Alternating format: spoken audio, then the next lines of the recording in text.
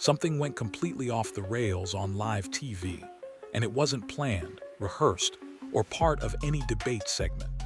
What unfolded inside the ESPN studio felt less like analysis and more like a line finally being crossed.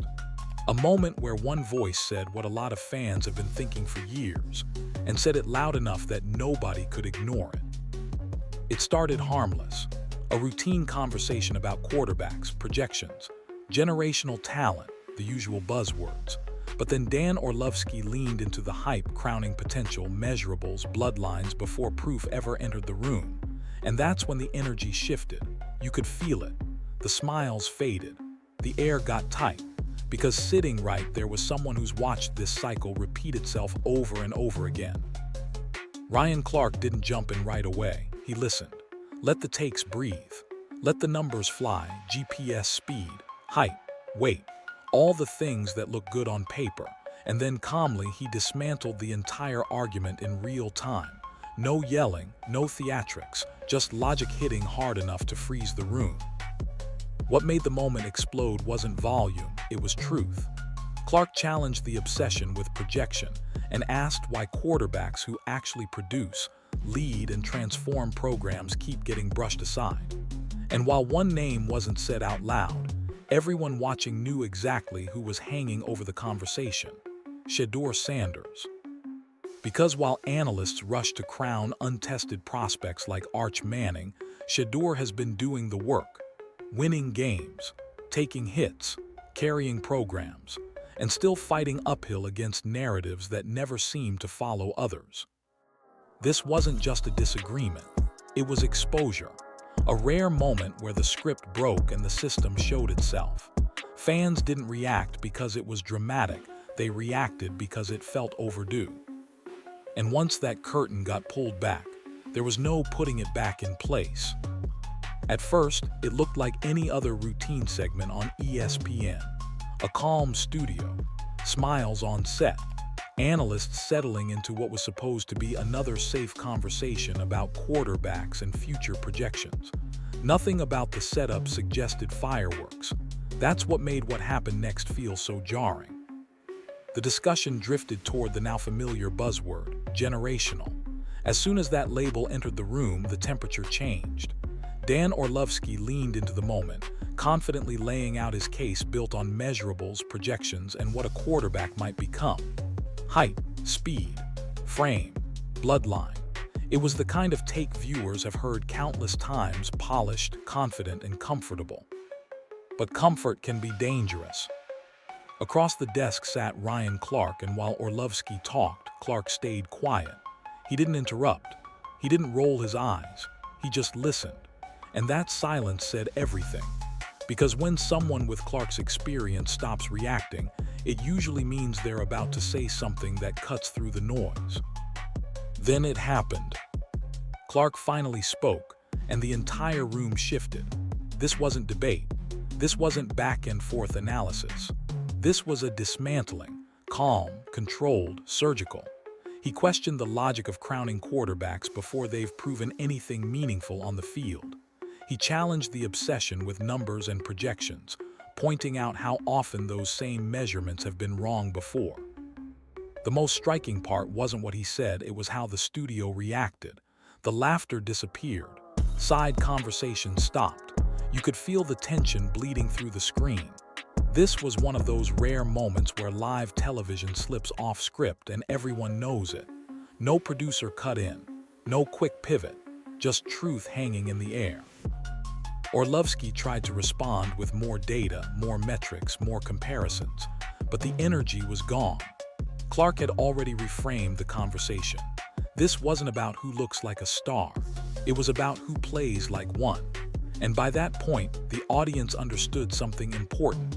This exchange wasn't really about one quarterback being praised. It was about another being overlooked. Even though Shedeur Sanders was never mentioned by name, his presence hovered over the entire moment. Fans recognized it instantly. That's why the clip exploded online. Not because it was loud or disrespectful, but because it felt honest. This was the kind of moment analysts don't plan for. the kind that exposes cracks in the system. And once those cracks show on live TV, there's no editing them out. The reason this moment hit so hard is because, for a lot of viewers, it didn't feel isolated. It felt familiar. Dan Orlovsky has built a reputation around quarterback evaluations that lean heavily on projection, what a player could be, what their frame suggests, how fast they clock on a GPS tracker. On paper, it sounds logical. In practice, it's become a pattern that fans and former players have grown increasingly frustrated with. Over the years, Orlovsky's takes have followed a similar formula. Big arms get hyped early. Clean mechanics get praised before results arrive. Prospects with the right look are elevated quickly, sometimes before they've faced real pressure or meaningful competition. Meanwhile, quarterbacks who win games, elevate teammates, and perform under chaos often get placed in a different category: system guys, question marks, or players who need to prove themselves again and again. That contrast hasn't gone unnoticed. Fans have pointed out that Orlovsky has been especially quick to downplay quarterbacks who don't fit the traditional mold. When mistakes happen, they're magnified. When success happens, it's often explained away. This isn't about one bad take, it's about consistency. And consistency is what shapes credibility. That's why his past comments about Shedeur Sanders still linger, comparing him to other prospects in ways that felt dismissive, questioning traits while ignoring production, framing growth moments as red flags instead of development. None of this is illegal analysis, but when it happens repeatedly, people start asking questions. And it doesn't stop with Shedeur. Orlovsky has also leaned into comparisons that feel premature, crowning players long before the game slows down for them. That's what made his enthusiasm around Arch Manning strike a nerve. The hype itself wasn't shocking. It was the speed of it.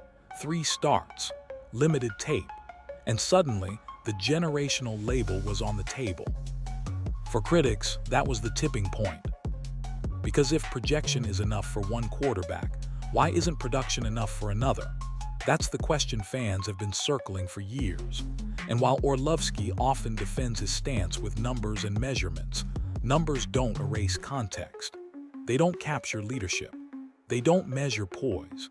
And they definitely don't explain why some quarterbacks are always asked to prove more than others. This is why Ryan Clark's response resonated. It wasn't just disagreement. It was accumulated frustration finally being voiced on a national stage. Clark wasn't reacting to one comment. He was responding to a trend. And when patterns get called out in real time, the conversation stops being about opinion and starts becoming about accountability. The argument didn't explode because of a hot take. It exploded because of who the take was about. The moment Arch Manning was labeled generational, the conversation crossed into dangerous territory. Not because Arch lacks talent, nobody serious is saying that, but because of how quickly that crown was handed out. At the time of the discussion, Arch had barely stepped onto the field. Limited starts, limited tape, no sustained stretch of dominance. Yet suddenly, the language around him sounded like he'd already rewritten college football history. That's what made the studio tense. Fans have seen this movie before, and they know how it usually ends. The hype wasn't just about arm strength or athleticism. It was wrapped in legacy, the last name, the bloodline, the familiarity. And that's where the friction really started. Because when a quarterback is elevated this fast, it forces an uncomfortable comparison, not to other prospects, but to players who have already proven themselves and still don't get the same grace. That's when Ryan Clark leaned forward. Clark didn't attack Arch directly. In fact, he barely talked about him at all. Instead, he questioned the process. How does someone become generational? Is it speed, height, GPS numbers, or is it dominance, the kind that forces coaches to change game plans and defenses to panic? That's where Clark flipped the entire conversation on its head. Because once you ask that question, the contrast becomes unavoidable. Arch was being praised for what he might become, while Shedeur Sanders has been scrutinized despite what he's already done. winning games, leading programs, performing under pressure, changing cultures. And yet the language around him stays cautious, skeptical, reserved. That's the spark. It wasn't jealousy. It wasn't hate. It was inconsistency. Fans watching didn't hear analysis. They heard a double standard they've felt for years but rarely see challenged on national TV. That's why the room went quiet. Because once that comparison forms in your mind, it's hard to ignore. Arch didn't cause the explosion by existing. He caused it by being crowned too early. The label forced everyone to confront a bigger issue: why some quarterbacks are protected by projection, while others are trapped in permanent evaluation mode. And that realization hit live, unscripted, with nowhere to hide. That's when it became clear this debate wasn't really about Arch Manning at all. He was just the match. The fuel had been building long before he ever entered the conversation. This is where the conversation completely flipped. Ryan Clark didn't raise his voice. He didn't interrupt. He didn't try to win a TV moment. And that's exactly why his breakdown hit as hard as it did. Instead of reacting emotionally, Clark slowed everything down and exposed the logic underneath the hype piece by piece. Clark started by challenging the foundation of the argument itself. Not the player, not the potential, the criteria. He questioned how the term generational is being handed out so loosely, especially when it's based on projections instead of production. Speed numbers, height, weight, GPS data.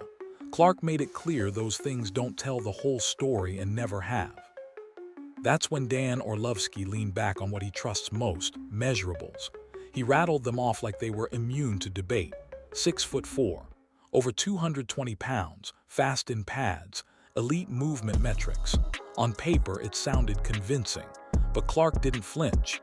He dismantled the idea with one simple truth: running fast doesn't make you great, dominating does. Clark pointed out something analysts rarely like to acknowledge: real generational quarterbacks don't need time to be explained. They force the conversation immediately. They take over games. They bend defenses. They make coaches panic. And most importantly, they prove it before the crown ever touches their head. That's the difference between projection and reality. The room went quiet because Clark wasn't speaking hypothetically. He named examples. Quarterbacks who walked into college football and instantly changed the sport. Guys who didn't need excuses or context. They showed up, took control, and never gave it back. That's the standard Clark kept circling back to, and it made everything else sound hollow. Without ever saying his name, the comparison became obvious. Shedeur Sanders has done the hard part. He walked into struggling programs. He's raised expectations. He's delivered under pressure. And yet, instead of being celebrated, he's constantly dissected. Clark didn't accuse anyone directly. He didn't have to. The contrast spoke for itself. The famous vest line wasn't just a joke. It was the punctuation mark.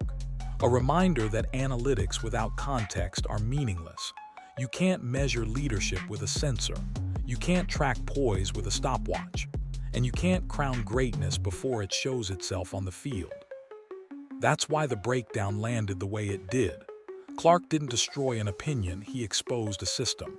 Calmly, cleanly, and live on television. What made this moment resonate wasn't just what Ryan Clark said, it was what he didn't have to say.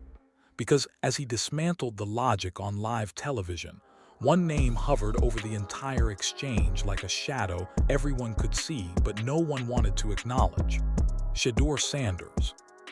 Clark never said Shedeur's name out loud. He didn't need to. The comparison formed naturally. While the studio debated projection, measurables, and hypothetical ceilings, viewers at home were already connecting the dots. Here was a quarterback who had actually done the things analysts claim they value: winning games, elevating programs, leading under pressure, yet still found himself fighting uphill against skepticism. That's the disconnect fans have been reacting to for years. Shedeur didn't arrive with a safety net. No grace period built on bloodlines. No patience granted because of last names or legacy. From the moment he stepped on the field, everything was evaluated harsher. Mistakes were magnified. Success was qualified. Growth was framed as something he still needed to prove, even after doing it repeatedly. And that's why Clark's words landed the way they did. When he talked about dominance, leadership, and immediate impact, it felt like a direct rebuttal to how Shedeur has been covered.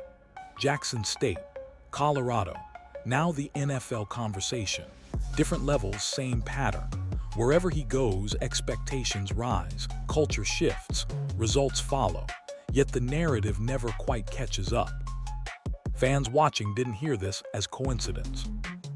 Many believe there's an unspoken tier system in quarterback evaluation, one where some players are allowed to be projects, while others are trapped in constant justification mode. Clark didn't accuse anyone of bias outright. He didn't need to. He simply held the standard up and let the contrast expose itself. That's what made the moment uncomfortable. Because once you accept that Shedeur's production hasn't been rewarded with the same enthusiasm as unproven potential elsewhere, the conversation changes. It stops being about football mechanics and starts being about perception, about who gets patience, who gets benefit of the doubt, who gets crowned early, and who has to fight for every inch of respect. The audience felt that shift immediately. Social media lit up not because Clark was loud, but because he was precise. He gave voice to a frustration fans have struggled to articulate without being dismissed. And by doing it calmly, without theatrics, he made it harder to ignore. This wasn't about defending one quarterback. It was about exposing a pattern. And once that pattern becomes visible on live television, it doesn't disappear when the segment ends. That's why this moment mattered so much. Because even without saying his name, Shedeur Sanders was at the center of it all, and everyone watching knew it. Once you step back from the argument itself, a bigger pattern comes into focus, one that goes far beyond a single segment or analyst. Sports media has always gravitated towards safe narratives, familiar names, comfortable storylines, players who fit neatly into boxes that audiences already understand. And when those boxes exist, anything outside of them becomes harder to sell. That's the tension Ryan Clark was really pointing at. Quarterback coverage in particular has become increasingly formulaic. Analysts lean on measurables because they feel objective. Height, speed, arm strength, bloodlines. These things are easy to explain and even easier to defend when takes go wrong. If a projection fails, the fallback excuse is always the same. The tools were there. That safety net protects the narrative, even when the outcome doesn't match the hype. But production doesn't come with that same protection. When a quarterback wins games, elevates teammates, and thrives under pressure, there's no mystery left. That kind of performance forces accountability. It removes the cushion of what if. And that's uncomfortable for a media system built around speculation, because speculation keeps conversations open-ended. Proof shuts them down. That's why so many fans believe players like Shedeur Sanders get evaluated differently. Not because analysts are conspiring, but because he disrupts the safe script.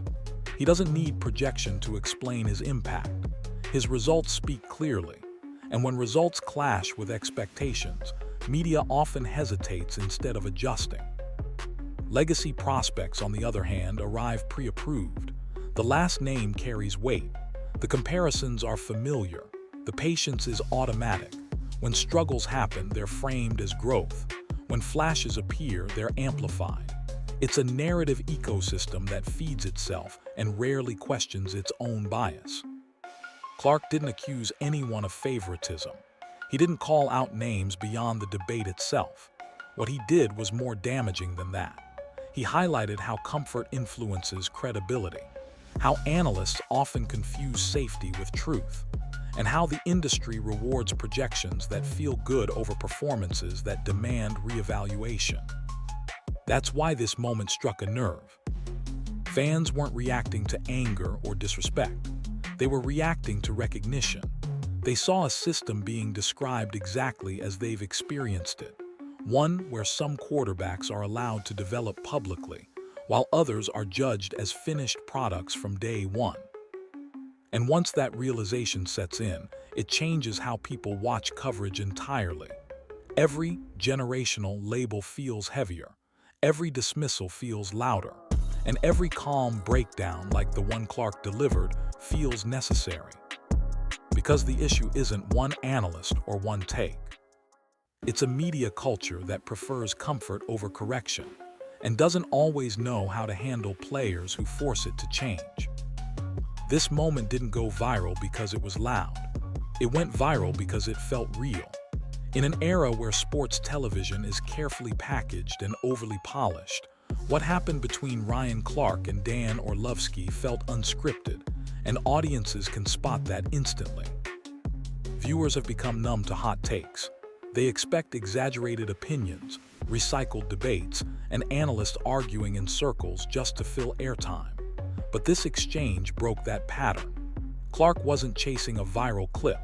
He wasn't trying to dunk on anyone for social media points. He was calmly calling out a mindset that fans have been frustrated with for years, and doing it on a platform as big as ESPN. That authenticity is what made people stop scrolling. The clip spread because it validated what a lot of fans already felt, but rarely hear acknowledged on national television. Many believe quarterback conversations have drifted too far toward projection and away from performance. They've watched players with limited resumes get crowned early, while others with real results are treated like long-term experiments. Clark didn't invent that frustration, he gave it language. Social media reactions made that clear. Fans weren't arguing about who won the debate. They were talking about why Clark's points hit so hard. Comment sections filled with people saying, "Finally, someone said it," or "This is what we've been watching for years." That kind of response doesn't come from drama alone. It comes from recognition. And then there's the unspoken layer. Even though Shedeur Sanders wasn't the topic on the screen, his situation made the moment resonate deeper. Fans immediately connected Clark's breakdown to Shedeur's ongoing treatment, the constant scrutiny, the moving goalposts, the reluctance to give full credit. That connection turned a studio debate into a larger conversation about fairness, credibility, and bias. Another reason the clip took off is contrast. Orlovsky leaned on data, metrics, and hypotheticals, tools viewers have seen fail repeatedly over time. Clark leaned on football reality, experience, context. That contrast made the exchange feel less like opinion versus opinion and more like reality versus theory. And when theory collapses on live TV, people pay attention. Ultimately, this moment went viral because it pulled back the curtain. It showed what happens when comfort gets challenged and narratives get questioned. Fans didn't just watch an argument, they watched a system get exposed, even if only for a few minutes. And once people feel like they've seen behind the scenes, they share it. Not for entertainment alone, but because moments like this feel rare and necessary. When the dust settled, it became clear this was never just about one heated exchange or one uncomfortable moment on live TV. What happened on ESPN was a rare crack in the surface, a glimpse into how quarterback narratives are really shaped, protected, and sometimes forced. And once that crack showed, it couldn't be ignored. Ryan Clark didn't just challenge Dan Orlovsky, he challenged the process. The habit of crowning players early because it feels safe. The comfort of leaning on measurables instead of results. The way hype gets recycled while production is constantly reevaluated. That's why the moment lingered long after the segment ended. Because fans know this pattern doesn't stop at one debate. Quarterbacks like Shedeur Sanders live inside that contradiction every week. They win games, elevate teammates, take hits, and carry expectations, yet still get framed as questions, while others are labeled answers before they've proven anything. Clark didn't accuse the media of anything directly. He didn't need to. He let the contrast speak for itself. That's what made the moment powerful. It forced viewers to reconsider how greatness is defined. Is it projection or impact? Is it bloodline or leadership? Is it comfort or truth? Those questions don't have easy answers, and that's exactly why they're uncomfortable. But discomfort is where real conversations start. Orlovsky's reliance on data and projection wasn't malicious. It was familiar, and familiarity is what keeps narratives alive, even when they stop matching reality. Clark's response cut through that familiarity. He reminded everyone watching that football has always been decided on the field, not on spreadsheets or storylines. This moment will be remembered not because someone won an argument, but because something honest slipped through the cracks of a controlled media environment. For a few minutes, the script broke, and when the script breaks, fans lean in. That's why this exchange mattered.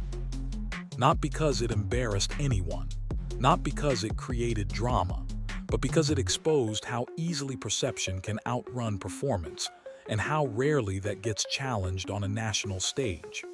Moments like this don't happen often, and when they do, they resonate. Because at the end of the day, real talent doesn't need protection. It doesn't need projection. It forces recognition on its own timeline. And when someone finally says that out loud, calmly, clearly, and without apology, the entire sports world feels it.